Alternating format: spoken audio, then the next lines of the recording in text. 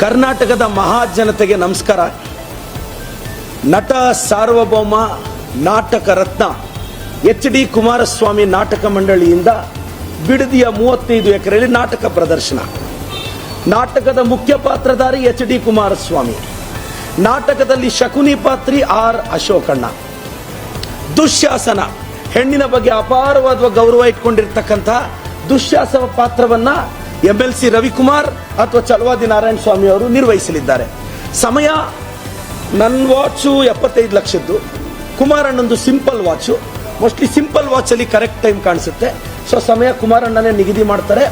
ರಾಜ್ಯದ ಜನತೆ ಬಿಡದಿಯ ಎಚ್.ಡಿ. ಕುಮಾರಸ್ವಾಮಿ ನಾಟಕ ಮಂಡಳಿಯ ನಾಟಕ ಮತ್ತು ರೋಚಕವಾಗಿ ನಾಟಕವನ್ನು ನಿರ್ವಹಿಸುವ ಶಕುನಿ ಪಾತ್ರದ ವೀಕ್ಷಣೆಗೆ ಆರ್ ಅಶೋಕ್ ಅವರು ಅದ್ಭುತವಾಗಿ ಪರ್ಫಾರ್ಮ್ ಮಾಡ್ತಾರೆ. ಮತ್ತೆ ದುಶ್ಯಾಸನನ್ನ ಮೀರಿಸುವ ದುಶ್ಯಾಸನದ ಪಾತ್ರಕ್ಕಾಗಿ ಚಲವಾದಿ ನಾರಾಯಣ ಸೋಮಣ್ಣ, MLC ರವಿಕುಮಾರ್ ಅವರು ರಿಹರ್ಸಲ್ ಇದ್ದಾರೆ. ದಯವಿಟ್ಟು ಈ ನಾಟಕ ಪ್ರದರ್ಶನಕ್ಕೆ ಬನ್ನಿ ಅಂತ ರಾಜ್ಯದ ಜನತೆಯನ್ನ ಆಹ್ವಾನಿಸ್ತೀನಿ. ಸ್ಥಳ ನಿಖಿಲ್ ಕುಮಾರಸ್ವಾಮಿ ಅವರ 35 ಎಕರೆ.